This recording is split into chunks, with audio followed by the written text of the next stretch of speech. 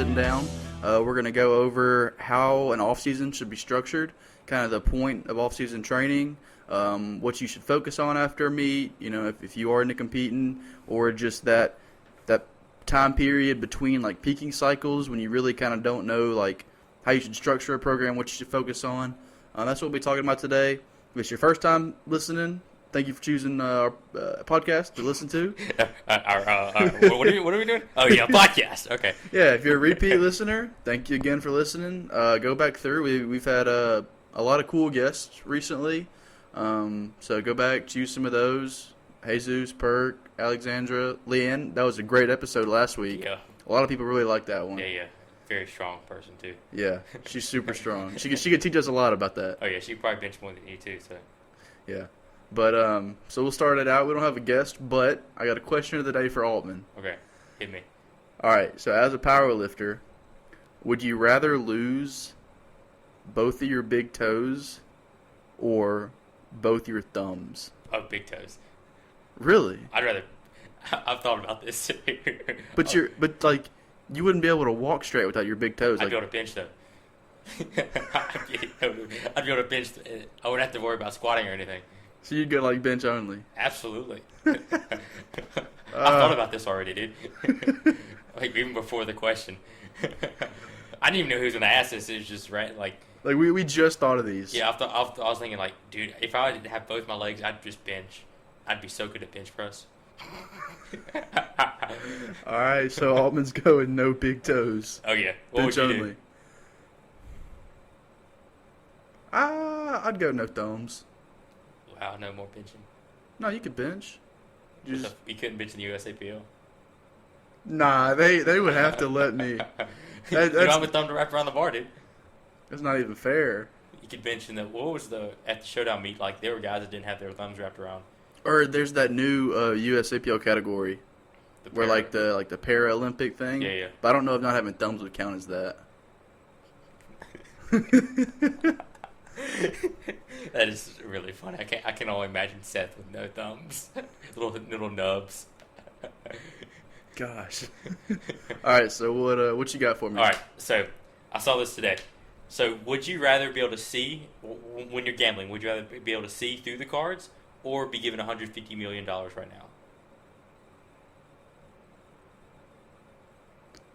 All right, so for the gambling one, can I only see through like one card at a time? You can see through all the cards. Like even in the deck, like what's coming up next? Yes, you can see every single card whenever you gamble. When you play a card game.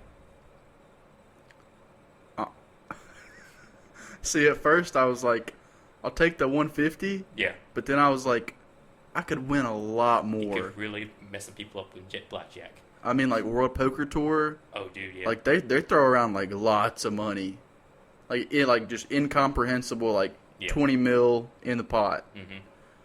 So, but like, okay, so I'll take the see-through cards just because I can make more money over that. Okay.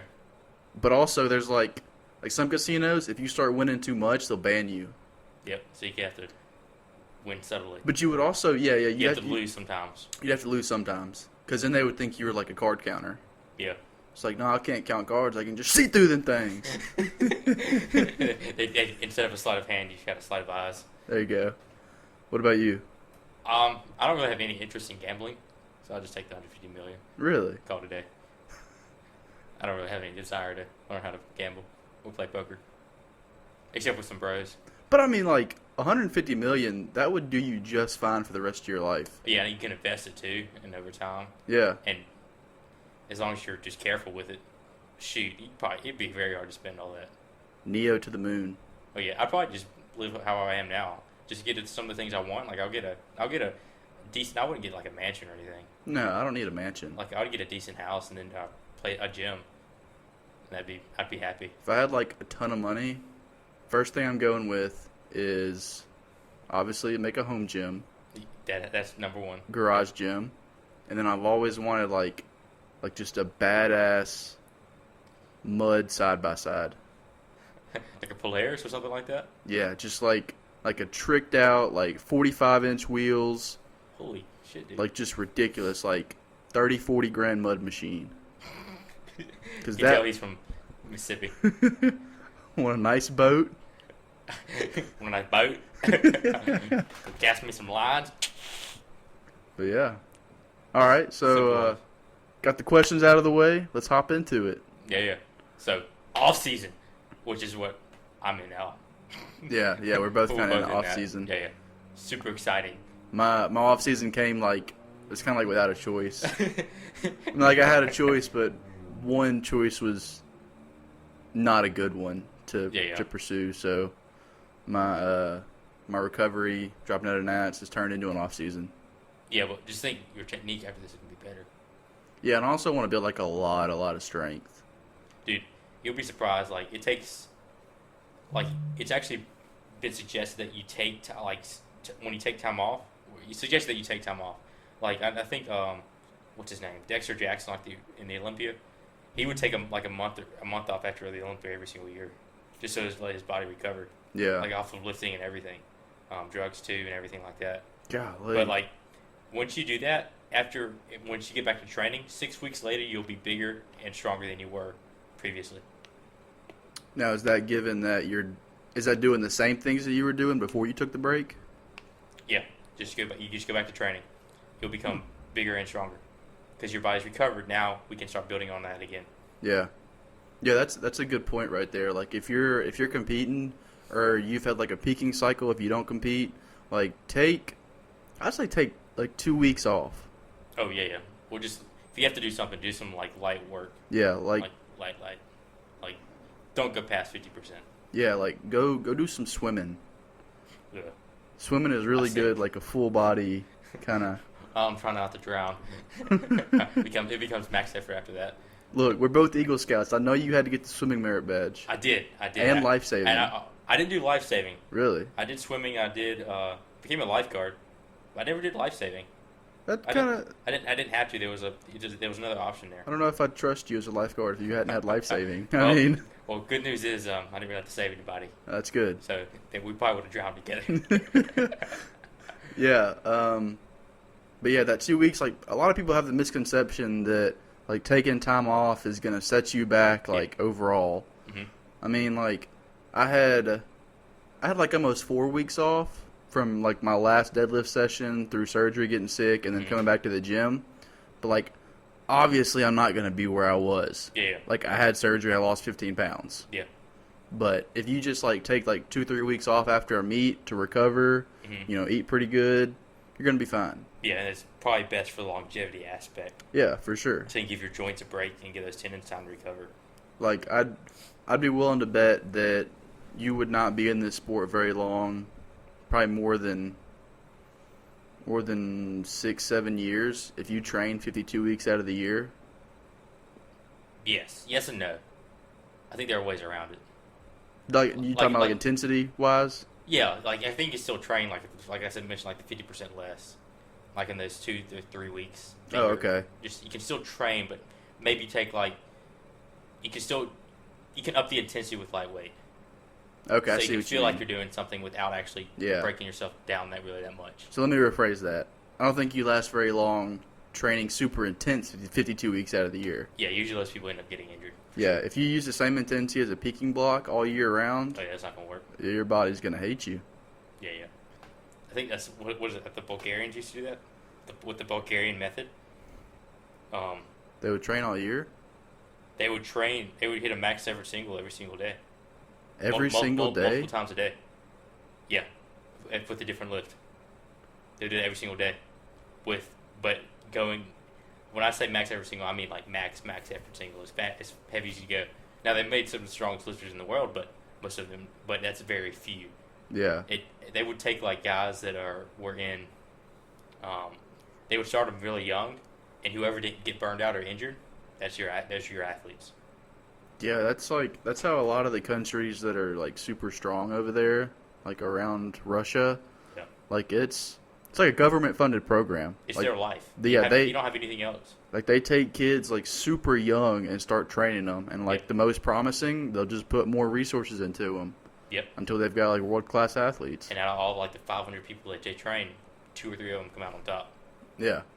So you have to be literally genetically gifted for that type of programming. Yeah, and if you're not, then you're just a bum.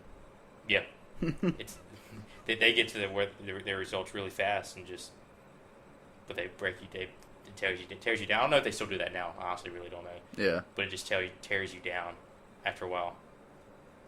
But yeah. So off season. When you think of off season, what should your main goals be? Build size, mentally recover. Have fun with training, and eat. Fix technique issues. Yes. That's prime time. Yes, that's one thing I didn't mention.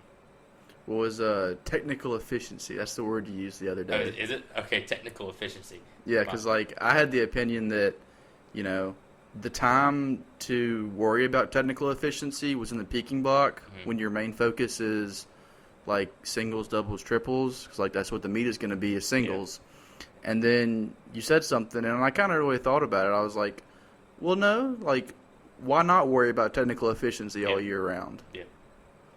You're doing hundreds and hundreds of reps in these couple months before you go to a peaking cycle. That's hundreds of reps that you can be working on your technique. Yeah, exactly. And you asked about why the 7 sets. With the powerlifting team now, I'm doing 7 sets of 3. Mm-hmm. Dylan and I talked about that today, and it's good. One, because it's not as much volume on the one set, so you can actually focus on technique a lot more. Because if you're doing your technique right, like Ray Williams, I remember an Instagram post. It was from a while ago. He was like, "It's the weight isn't hard. It's just the technique is the hardest part. Because getting tight, bracing, yeah, and keeping everything pulled together and super just tight in general, it takes a lot of energy. If you're doing it right, it takes a lot, and you get good at instead of doing 3 sets of 7, the 7 sets of 3 allows for 7 number 1 singles. Okay, I see what you mean by that. Yeah, you have more opportunities, more chances within that workout. Yes. I see what to you hit mean. right when you walk out single. Yeah. Just like you are in a meet. Okay. And I like that. if the weight's light, just move it faster. Yeah. If you're doing, we have them doing 7 to, I think I have them at 9 sets of 3 this week. So we just took the sets up one time each week. But it's at 75%. So the weight stays the same. But if the weight, it's going to feel light, which is 3 reps. So we just move the weight faster. You focus on compensatory acceleration. So just moving the weight as fast as you can using max force, which will help transmit to a larger force production in the end. Yeah, and another thing is you have on the program 11 by 1 for deadlifts. Yeah. And the thing is I've never done more than 5 or 6 sets of SBD. So, I don't know how that would feel. So let's say you do so say you do 5 sets of 2. Mm-hmm. At the 75 or 80%. Yeah. It's just breaking it down even farther. It's doing the same amount of volume, but just a single, so you can focus on just getting good at that single, moving it as fast as possible, using as much force as putting it into the ground as possible, using that compensatory acceleration and technical efficiency. Because I know that when I deadlift, I like to just get tight, go down, pick it up, and kind of just put it down, and I'm done. But it's only 45-second rest in between, so it's not like a lot of 30 to 45-second rest in between, so it's not like a super long rest time. It's mainly kind of like the rest pause method. Yeah. But except without going to failure. Okay. And then you're also kind of focusing on increasing your GPP. Yeah, exactly. Your general physical preparedness. That comes mainly in the accessory part for us. Yeah. It's like the 8 sets of 8, 30 seconds rest in between. It's just another way to do it. Like you mentioned when we talked earlier this week, 4 sets of 12. Yes, 4 sets of 12 works for sure. There's nothing wrong with that. I know for me as a lifter, though, I like to change it up. I get really bored with doing the same thing over and over and over. I can change it up almost weekly, if not every 2 weeks. Yeah. And because that's just mentally, it kind of burns me out from doing just, 4 sets of 12, 4 sets of 13, 4 sets of 14. Yeah. Instead of taking it up, which is great progression, but it's just a different way to do it. Right. Okay. Because everything leads to Rome. Yeah. Just some stuff works better right now than other things do. So after we get done with this 8 by 8, then we might go to 4 sets of 12, 4 sets of 10, just to mix it up a little bit. Yeah. Get something a little bit different. Okay. Yeah, there's 100 different ways to skin a cat, Yeah. and like different types of programs, they might work for some people and they might not work for others. Yep. I mean, you have to also consider how much effort someone is putting into the program. That's massive. It is. It's like the it's a motivation big deal. behind it. I know Alex, who's one of the guys on the powerlifting team. You know Alex, but like there are some programs that he comes up to me. He's like, "Dude, this is awesome. I love this." But there are some that he doesn't do that. I'm like, okay, he's probably not as motivated to train as he is with this program or this other program. So it comes down to the motivation, how hard you want to push yourself. I actually was talking to one of the GAs here at Mississippi State. He's a PhD student. We were talking about it, and he's like, yeah, we both agreed, like, yeah, the program doesn't matter. It's like, some of the strongest guys in the world, like, when they first start out, and some of them still do that, is more of that, like, they just go in and just work their ass off. They just go in and they just work. And they become monsters from doing that. Yeah. So, because they just learn how to put in work, and they just love to train so much that they just go as hard as they can. Now, eventually, yeah, you're going to have to kind of back off so your body can recover so you don't get injured. But that's the joy of like learning your body. Like Julius Maddox, like he only likes to bench press every 10 days. Yeah. Because he's just so efficient at the movement and can lift such heavy weight that when he does a bench press session, he's even talked about it in the stories. I'm sure you've seen him. Yeah. He's like, I feel like I've been hit by a dump truck or just yeah. Well, a truck. his load is just so much more. Yeah, exactly. And as a world record bencher, and it's what's his name? Jimmy Kolb, big old equip bencher. You know, they both have the same logic behind it. They love bench and they're really, really good at it. Mm-hmm. And doing squat and deadlift in addition to that would take away from their success at bench pressing. Yeah. And they care more about bench pressing, but they're not really worried about squat and deadlifting, so they just throw it out. They have more energy and time and resources to devote to bench. Yep, they just have to get selected for one thing instead of selected for 3 different. Yeah. Or 9 different lifts. Yeah. Maybe. But you see this. There's some Instagram beef today with Julius Maddox and like Redcon 1 about one of the people in Redcon 1 said that like his lift wasn't as impressive as someone who's lighter that can do 635 on bench during like a full power meet, and everyone was like, he just broke a world record. Like he could still break. You have to be that big to break that. 400 pounds. Yeah, and didn't he break his own record? Yeah, big time. He broke it, by 40 pounds? 40 or 50? No, not 50 pounds, but like 30 or 40 pounds. Yeah. It wasn't just like he chipped it. No, not at all, dude. Like, but it doesn't matter if you're bench only. Shoot, I don't care. Squat only, deadlift only. I don't even know if there is squat only. But, like, if you still want to focus on that and get good at it, yeah, if you can 130 pounds that can deadlift 700 pounds, that's hella impressive. Yeah. I'd like to see that. If that's all you want to do, that's how you have fun with training. Shoot, do that. It's not going to, how's that affect, that doesn't affect me at all. Right. But get back to the off season stuff. A little tangent there. Yeah. Little squirrel. But, yeah, both of them super impressive lifters, and, they have to take that rest and recovery. So, and like you just said, like their loads are so much higher that they need a little extra time to recover between workouts. Mm-hmm. And that can kind of be the same way, not as much earlier in the off season because your volume is going to be higher, but your intensity is going to be a lot lower. Like hence why you have the accessories for the team at like 45 or 40 to 50%. Yeah. Yeah, but the off season, like the beginning of it, that should be a time where you're really focusing on. Okay, well, forget that. It should be a time when if there was something like during the regular season that you wanted to try, like if you're a conventional pull, you want to try a sumo. If you're like a close grip bench, you want to try a wide grip, or vice versa. If you want to try a high bar versus low bar, if you want to change something about one of your main lifts, at the beginning of the off season is the time to do it.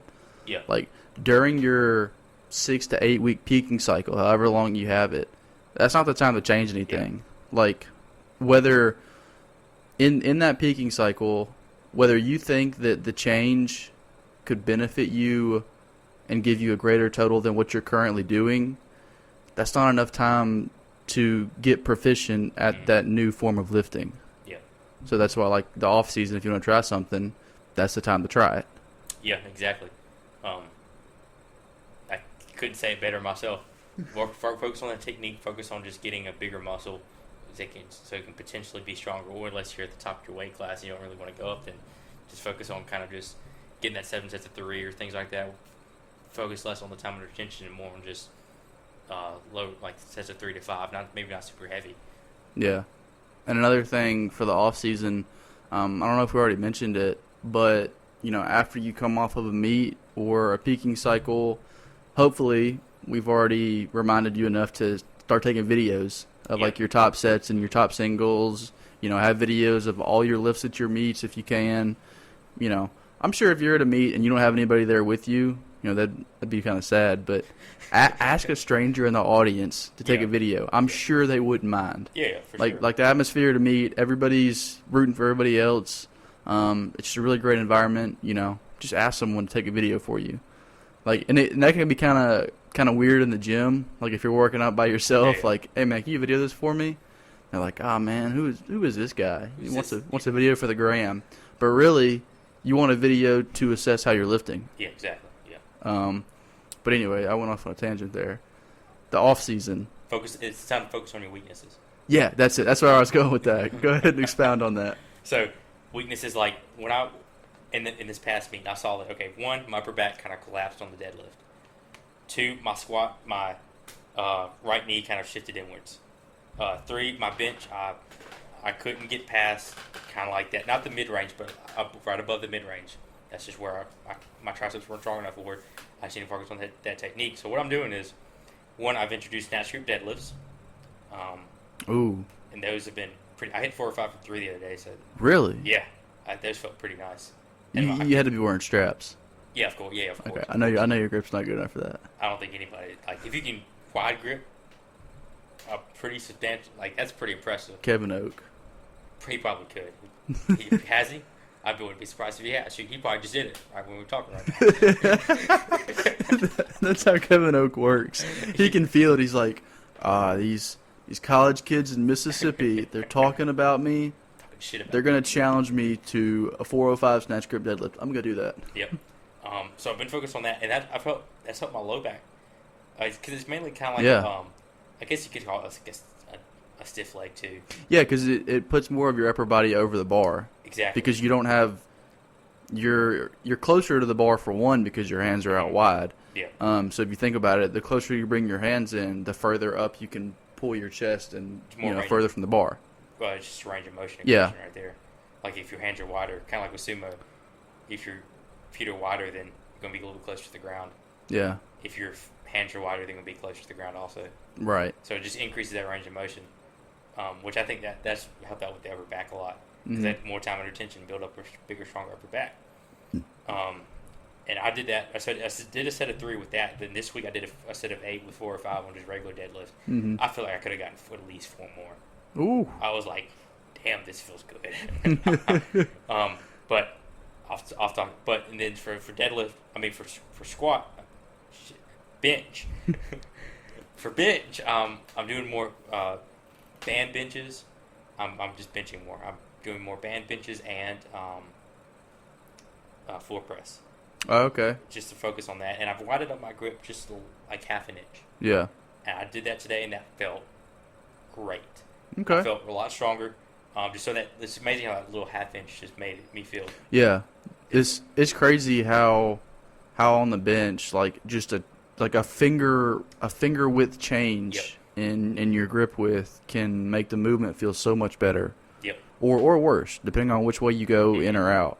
Oh yeah, big time. And that's why if you're gonna change your grip on bench, just do it by one finger at a time. Yeah, don't. I did go pretty wide the other day, just to see how it would feel, and it didn't feel great because I just don't think that's just the right bench for me. Yeah. I just don't feel strong at it. It just doesn't. I got a good chest pump from it. I've got that, but it just didn't really feel strong. I could barely get 225, so I was like, I'm not going to worry about this. Yeah. But for squat, I was like, okay, my knee's caving in, and my deadlift is about 100 pounds more than my squat. So I'm like, okay. And then I threw on knee wraps. I kind of said, okay, my quads are weak. I don't really feel like working them, but I'll just put knee wraps on. You just want to have a little fun. Yeah, dude, and very fun. I'll probably just stick with knee wraps for most of my squatting now. because it's probably not the best idea, but I don't really care. I just want to have fun with it. You do you, Altman. I will. Remember what Leanne said, though. Yeah, but it's only my first weekend. I mean, I'm sure after I get past this like excitement stage, then I'll probably go back to a little bit. One day of raw, one day of wraps. How many sets reps did you do with them? I did 2 sets of 8.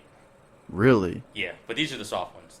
Oh, okay, that's titaniums. Yeah. So I did 2 sets of 8, and then I did 1 set of 10, just with 315, just to get the feel for them. And yeah. Squat never felt better. Like squat feels how it should feel. Right. So that just tells me when I need to see bigger quads, and when I do that, then I'll get a stronger squat. Yeah, I've never done like more than 5 reps in knee wraps, but the last time I can remember I was in them before all this BS happened, I think I had to do I'm doing like 4 or 5 sets of triples in them. Well, at like, a decently high. Oh, yeah, those Titan Signature Golds. Right? Yeah, the Sig Golds are even worse. Yeah. They will really bite you. Yeah. Like, I didn't even really, I'll be honest, I didn't really, totally feel the, what were they called? Titaniums. I didn't really feel the titaniums that much. I just felt that they were on my knee. Yeah. And I got them to where they were pretty tight, but they don't really bite into you that much. Yeah. But they just felt good. You can really, crank down on the titaniums, and, they're a much softer wrap. So, you're not really going to feel the pinch a whole lot. But I got a new pair of THPs from Titan. So those are like a mix of the two. So when I finally get back in gear in 5 or 6 months, who knows when that'll be. I actually thought of this though. After you brought those wraps in today, okay, you can have a progression. Mm-hmm. Say phase 1 is just with the titaniums. You're just getting used to wraps. You're still building up that quad strength. Yeah. But then phase 2, you just go into those. What is it, THP? THPs, and the third phase, you go into the heavy ones, maybe for your last strength block or peaking block. Yeah. So you can get used to those. So you're not in just the signature golds all year round. Right.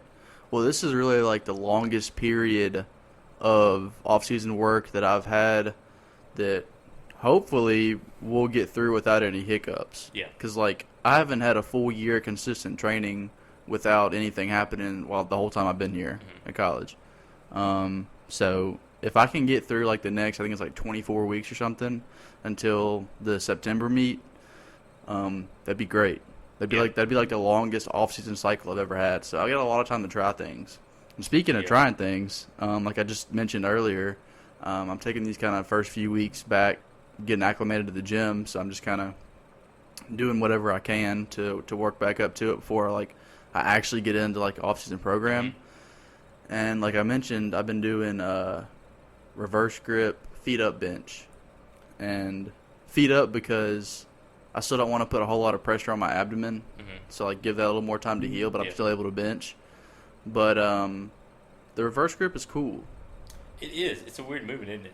It's a little weirder. I can definitely feel it on my triceps because I feel like when I'm doing it, for one, I can't get a whole lot of arch. I mean, I don't have a big arch anyway, but I can't get as much. So it's increased range of motion. Right? Yeah, increased range of motion. And then also, when you press it up, you can't really fully lock out your arms without kind of overextending your shoulders and rolling forward. So, that just kind of increases the time under tension. When you get to the top of the movement and you still have your arms just a little bit bent. But they've been fun to play around with. I'm going to do them for probably 4 or 5 weeks and see how my shoulders grow, see how my triceps work, I heard some people say, hey, it's a great chest movement. I'm like, that is the worst chest movement you could ever do. You probably won't even feel it in your chest that much. Yeah, that doesn't make sense. It's totally dominant shoulder and tricep. It's there's so little chest involved, it's not even funny. Maybe it is funny. If you want a chest movement, do dumbbell. what, close grip? No. Close grip is it's tricep. The bench is not a great movement for the chest. Yes, you see guys with a big chest that bench a lot, but that's from their accessories. Yeah. Or some people those cable flies. Cable flies, dumbbell bench press, inclines. Those are what's going to build the chest, not necessarily the bench press is a shoulder and tricep movement. Yeah. That's if you want to see Julius Maddox and then some of the biggest bench pressers in the world, they all have massive arms. But you know what they also have? They have a thick chest. They also have a thick back. Big back. The offseason is a great time to build that back up. When is it not a good time to build the back up? Never. Never, exactly. I work back every single day now. Yeah. It's just because it's just great. Like, why not? Because it makes you look good in the mirror. Here's one thing I want to go over and ask you. Like I mentioned earlier, I've known for a while that I've had like a lat imbalance. Mm-hmm. Like one is like twice as big as the other. But I just noticed the other day, one of my front delts is a lot less defined. Mm-hmm. And that's probably contributed to my left arm struggling on bench. How do you go about like a weakness or an imbalance on one side versus the other? Do you remember what Preston said? He said when we had him on, he says he gets that. I do what he does now. So he gets the weak arm. He does like, let's say he's doing like a dumbbell press. Mm-hmm. Or like a tricep extension. He does the weak arm first. However many reps he gets with that one, he just matches it with the other arm, with the strong one. Okay, and so theoretically, the strong one will just kind of stay the same. I mean, still going to get a little bit of strength, but it's not going to still dominate. Okay. And honestly, dude, I just do more pull-ups, shoulder presses. Yeah. If you dumbbell shoulder presses, maybe you have a weakness in the rotator cuffs or something around the shoulder blade. Yeah. It's causing that. And just try to strengthen the little muscles first, and then go with more unilateral movements. So what do you think about, like, with an imbalance, just doing work or just doing like an accessory on that side? I would still match it with the other side too. Okay, okay. Oh yeah, I would definitely, because I was like, I would still do both. Okay. But I would still stop where that one. Yeah. Because you can overcompensate. Oh yeah, for sure. Which, if it's weak, then yeah, that's not a bad thing. But let's figure out why it's weak first. Yeah. Maybe it's just because it doesn't get worked as much, or maybe you're using your right one more than you are your left one. Mm-hmm. Maybe something else is compensating for it, so something else is Yeah. getting bigger. Is your left lat smaller too? I Which one's the small one? can't remember actually. Okay. But my left lat, I have had problems with that on bench, about keeping that one tight. Mm-hmm. So it's usually my left arm that struggles on bench. Dude, one thing that's helped me with like figuring out like tightness on just the bench press is neutral grip pull-ups. Neutral grip If pull-ups. you think about it, that's actually the prime kind of like a little bit more neutral grip or underhand. That's what the lat's supposed to do. It's not really like an overhand. Oh, okay. I see what So you if mean. you go, you can even feel it too. Like when you pull down with your underhand, you can kind of really tighten everything up, pushing that elbow down. Yeah. I find that helps me a lot. Sometimes if I want like a really good lat pump, I'll get on the seated cable row machine, and I'll get like a single handle and put it on there, and I'll get it and like get pretty far back, and then like lean forward and stretch the lat out as much as possible, with having my palm facing the ground, and then I'll pull it back, and imagine like I'm pulling a line like straight back with my elbow, and just keep it as tight as possible. Yep. Like when you lean forward, you really stretch that lat out. Yeah, I've seen some people doing that now. Like they kind of get down, they lean forward with it, and then instead of coming backwards, sometimes they just kind of make it an overhead, being horizontal. But I really like to focus on, if I'm gonna do that where I lean forward more than usual, I want to focus on keeping my back as neutral as possible. Yeah, for sure. Like I don't want to start rounding over when I'm leaning forward. Yeah, I agree. You see a lot of people do that too. Or they just pull it. They don't worry about like actually using their back. Yeah. It becomes a bicep exercise. It becomes a hammer curl. I've seen that a lot too. So, yeah, with the off season, make sure to focus on that back, pull ups, rows. Do that every single day. Yeah. So you'll grow. Going to a different topic, still in the off season though. What do you think about like nutrition wise for the off season? Because the intensity is going to be lower, but the volume is going to be higher. So eat to grow. If you're not going up in weight or getting bigger, stronger, then you need to eat more. I've been looking at the scale. I'm up 2 pounds from the meet, which I'm pretty excited. I'm pretty psyched about. But it depends on too, like you're in a weight class or not. Also, Are you trying to put on weight? I'm just eating and just training. Yeah. Okay. Just not really worrying about it. Not really. No, not really at all. I just eat 4 to 5 times a day whenever I'm hungry, and right now my body's more hungry. Yeah. So I'm eating more. And, Makes sense. And I've been at this kind of like plateau of 200 pounds for the past 2 or 3 months. Mm-hmm. I think my body's just ready to go up again. Yeah. So I'm pretty excited for that one. So for a lot of people, the off season can be a time to like really grow, like move up to the next weight class, like put on a lot of muscle. Yes. What kind of like high density, high protein, high carb foods do you have in mind? Cereal. Cereal like and rice. I thought of Frosted Flakes before I even turned around and looked at them. I have Fruity Pebbles and Frosted Flakes. That is Frosted Flakes, a top tier cereal. I don't care what anybody says. Believe it or not, like you see people say you have to have like 2 grams of protein per pound of body weight. Golly. That you don't need to, like carbs. If you have more carbs in your diet, you can take down the protein. Like I might get 130 to 150 grams of protein a day, maybe. I eat a lot of carbohydrates though, because that's how you grow. That's just what's going to fill those glycogen stores and really help you recover more. And I've had great results from it. It's like the people that say you have to get your protein within 30 minutes of your workout, or it's not going to work. Protein can take it. You can get that an hour or two later. Carbs, I think, are the more immediate source. Or I mean, fat, so you can start actually that recovery. Yeah, process. Like we've talked about it before on an episode like a long time ago. I think it was like how to increase performance. Like there is the protein might be more readily used within that 30 or hour window, but it's not like it's going to have a big effect. Barely anything. Like there's and you're going to find people that they're going to say different things about everything. I just think like, all right, within an hour or two, I just need to get some protein in. Yeah. But I think carbs and fats are more important because fats is what helps you recover. That's what keeps your hormones high. So why do you want a higher carb count and fat count on the training days? I keep my carbs and fats up. I get my fats through. I don't like add things like I have peanut butter in my room right now. But I don't really eat a lot of peanut butter. I get mine through eggs, steak, and sometimes beef. Yeah. But the carbohydrates, I eat most of my carbohydrates before training.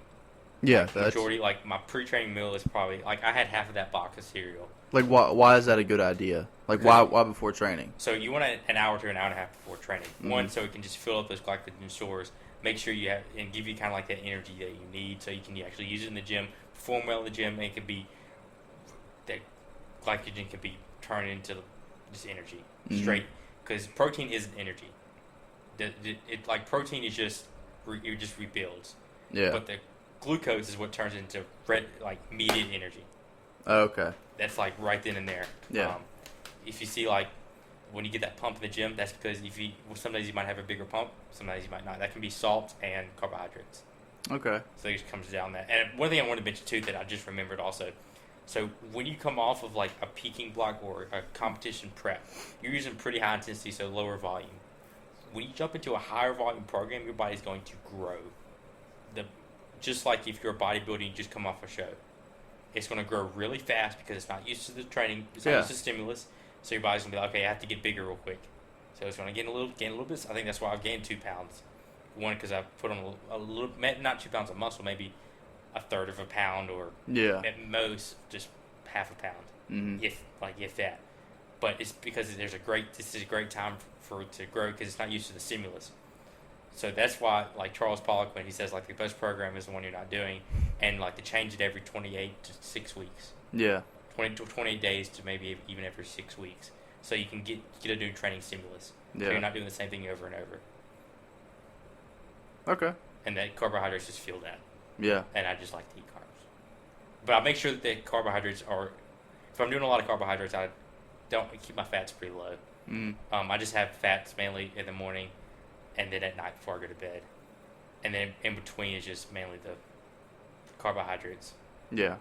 And like you said, when you come off of like a peaking block or a competition for the last at least 4 weeks, probably like 6 to 8, most likely, you've been working on peaking, growing your strength up for a 1 rep max, and then you come in, after your competition, 2-3 weeks off, whatever you do, and you go to a really high volume phase in the first part of the off season. Your body is going to be like, bro, what's happening?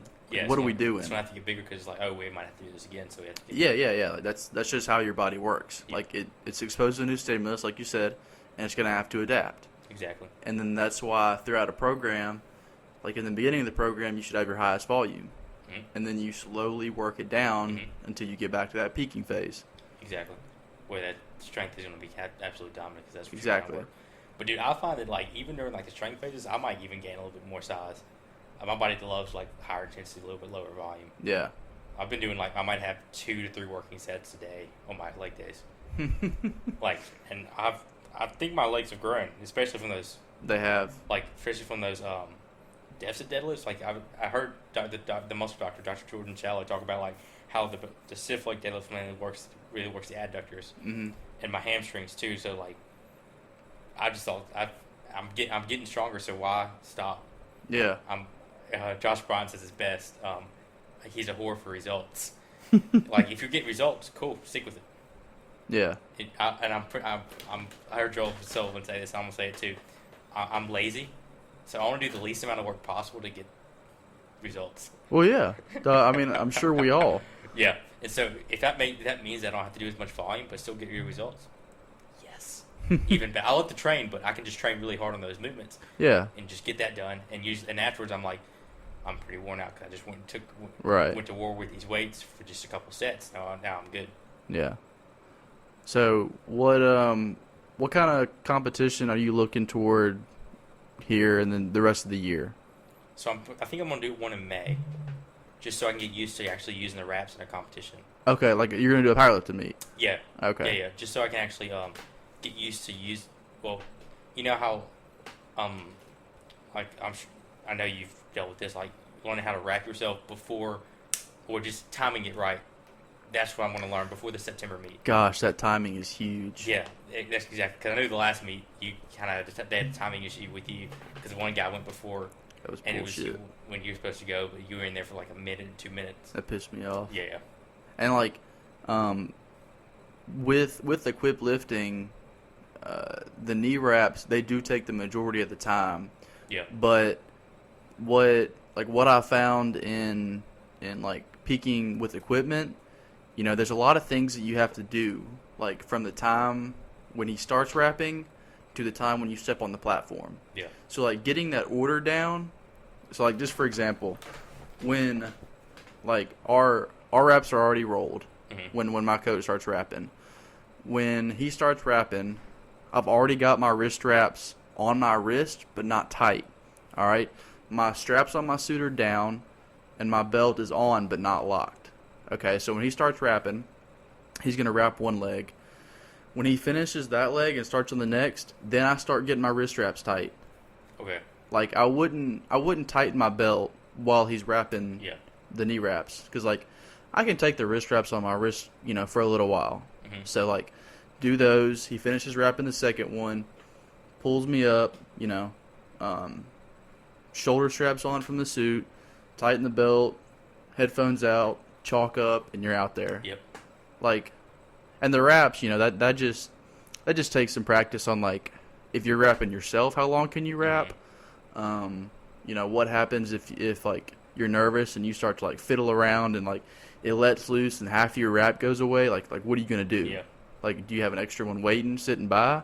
You know, you just gonna say F it and have like a half-ass wrap on one leg? Yeah. So yeah, that just takes like timing. Yeah.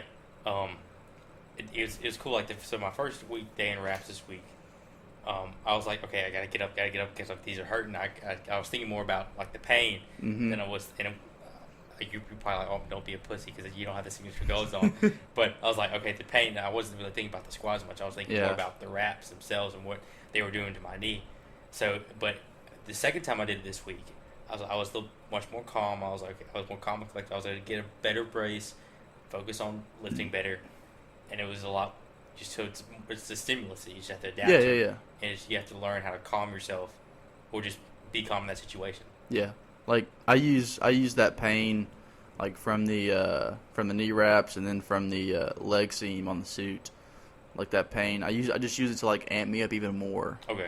Like when those knee wraps, because Dylan, man, he will give me an 11 out of 10 wrap. Like you know, and like when I'm wrapping somebody now, I ask them, I'm like, out of 10, what do you want? Yeah.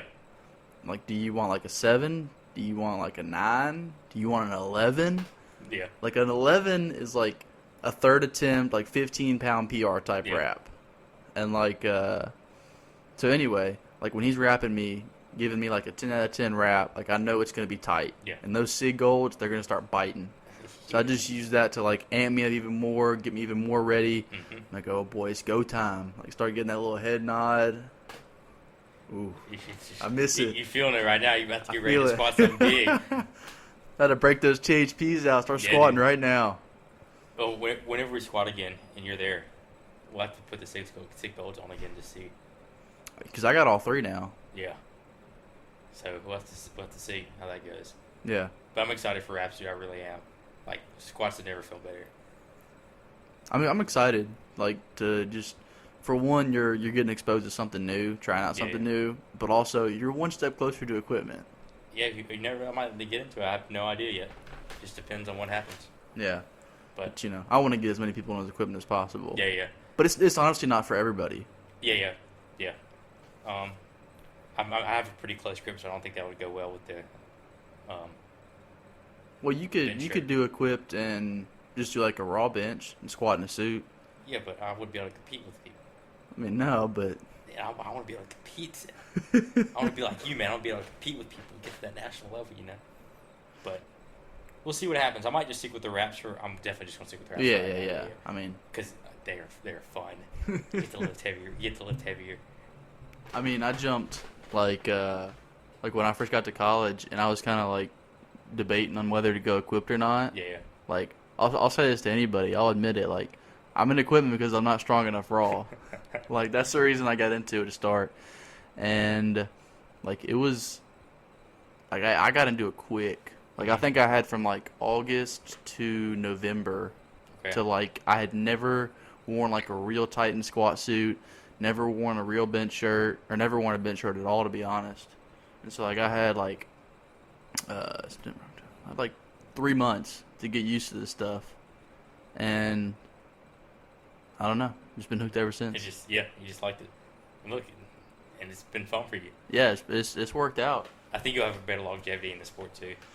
I think so. That equipment really helps with that. I mean, it's kind of like a give and take. Like you have these pieces of material to kind of help protect your joints, but you're also lifting at a higher percentage of your raw max. Yeah, but the suit's taking a lot of that. Yeah, man, that's why it's just like a give and take. Yeah. Like you're lifting at, I would argue, a higher intensity most of the time than raw lifters. Yeah, you have to. Cause that's how you compete, and then usually the suits can add a lot. Like suits and shirts nowadays can add a ton of tonnage to your total. Yeah. Like it's crazy. Like you just have to be good at the suit now. You like back in the day, people had to be really strong and really big because the suits and knee wraps didn't really add like a crazy whole lot. Yeah. Not saying that y'all aren't like strong. Y'all are strong, of course. You have to put those weights, your hands, and on your back. You still have to squat it either way. Right. And like Leanne said, like it's a different ball game for both. Mm-hmm. Yeah. Like there's that higher level of technical proficiency, as well as learning the equipment. Yeah. Like I've never squatted on a monolift, but I can kind of imagine that it's like a little bit the same. Like as if you were always squatting on a combo rack and you were going to a meet with a monolift. Like, you know, you kind of got to learn if you have always unracked a bar and walked it out. Yeah. Versus like, because one thing that I've noticed is the difference is in a regular rack, you know, you have a different stance when you unrack the bar versus when you actually like get set up and ready to squat. Obviously, in a combo rack, you have to unrack it in the stance that you know you're going to squat in. Yeah. And I don't know, that would kind of just change stuff. Yeah, it definitely would.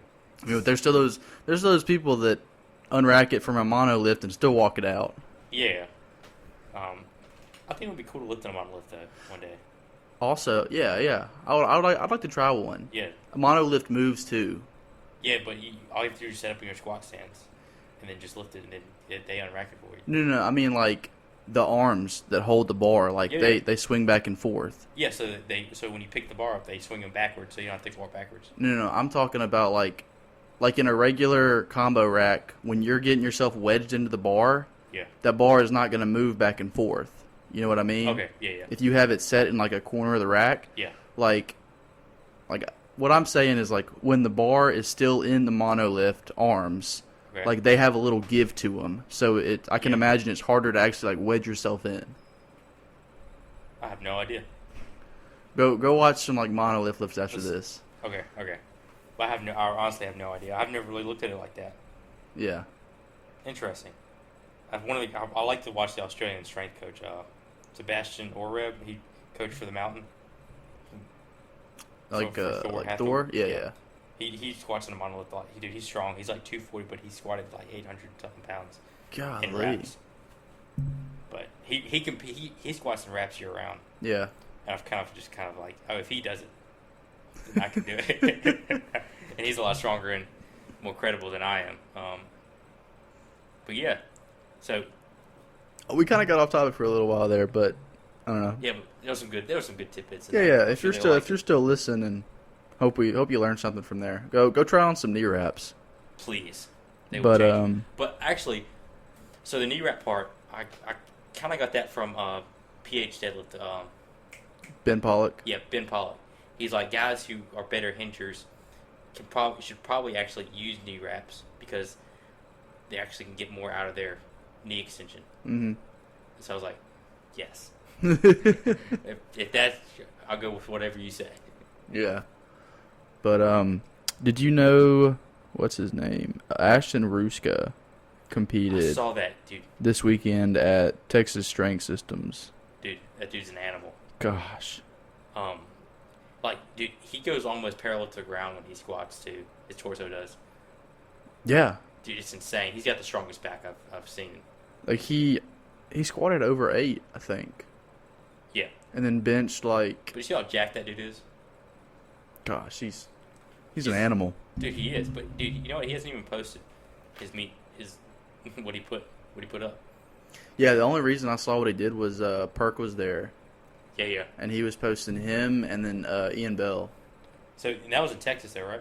Yeah, it was at TSS. So did anyone from Midland go? Or was it Park just down there? I'm pretty sure he had someone he was coaching Oh, okay, cool. that he helped with the meet. Cool. And then Sean Noriega competed also.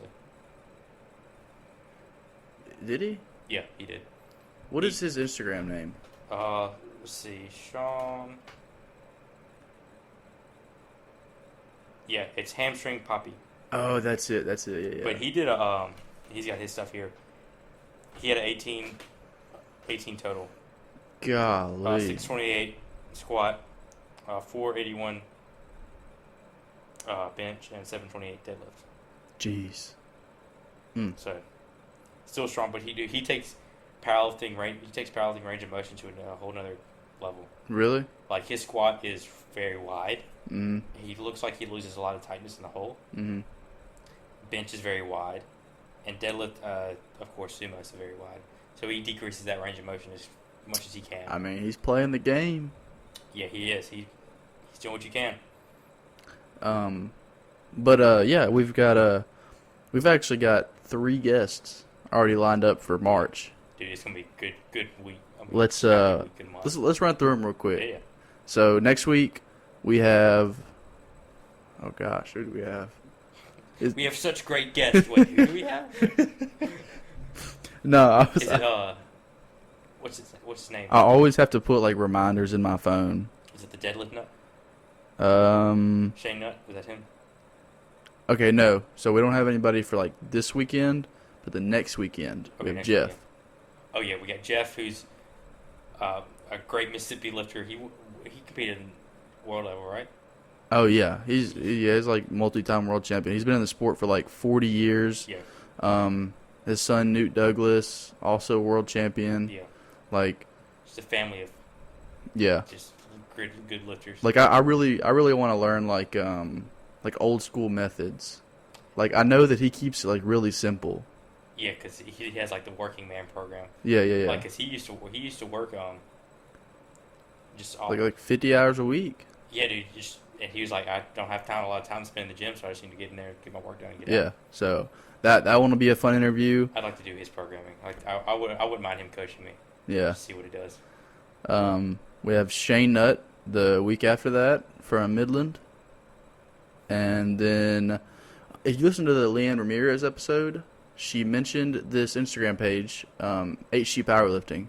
And they're based in Texas, and they actually got started right around the time that we did, which is pretty cool. And they've had like a lot of growth. They got over 3,000 followers on Instagram. Yeah. But they like to showcase like Texas lifters, and they have like a really big focus on like mental health and powerlifting. So we have 2 of the girls from that page coming on at the end of March. Yeah.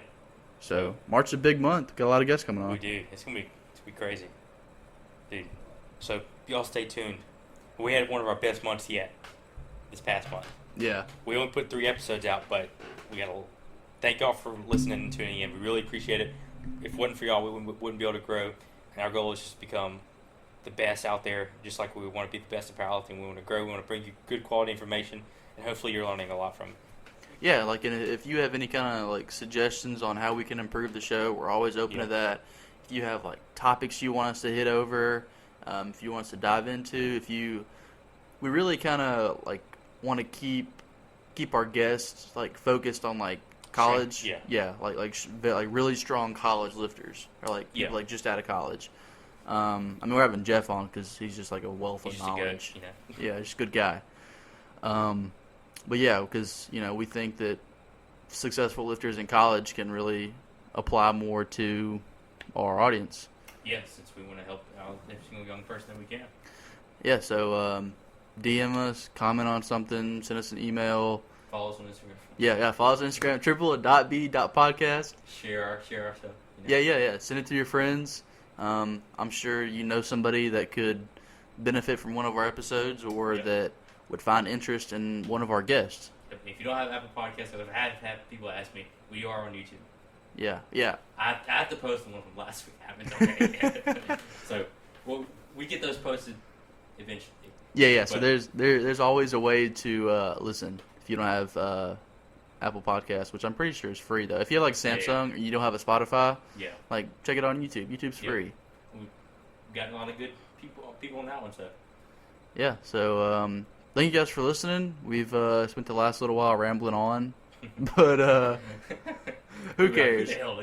Like the first 3 quarters was like good information. The first 10 minutes was really great. First 10 minutes is all we can guarantee. Yeah. Look, if you want to squat 900 pounds, go listen to the Jesus episode. Yeah. Yep. Disclaimer: we're not guaranteeing that. We didn't say when either. Well, yeah. That might be in like 10, 15 years. It's okay. We'll get there eventually. Yeah. You'll get there eventually. 15 years. I don't know if I want it. Do you ever want to squat 900 pounds? I don't know if I really want to. Is that even a question? Like, I don't think I'll ever get to 900. I think I'll get to 800. I mean, I don't know how far I get, to be honest, but I want to squat as much as possible. Yeah. I don't know. I think I'll get to 800. I don't know about 900. I don't know. We'll see how long we last. Yeah, that's the main point. Yeah. Can't get beat up now. Which I've not been doing a very good job at the last couple of years. But, yeah. Anyway, we'll wrap it up. Oh, yeah. Thank you guys for listening.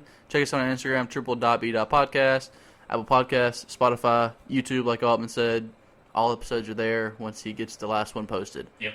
New episodes every Monday. Yeah, that's it. So we'll see you guys next week. Yep. Wait, Altman, where can people find you on Instagram? Oh, you can find me at just Big Strength. Just Big Strength? BIGGS. Okay. Make sure it's the BIGGS. That's a lot. It can be Okay. Gotcha. And Seth's on 76. I'm not going to give out my IG handle this week. You have to go listen to a different episode to find it. It's Seth.top76. Dang it. Dang it, Altman. But thanks, guys, for listening. We'll see you next week. Have a great week.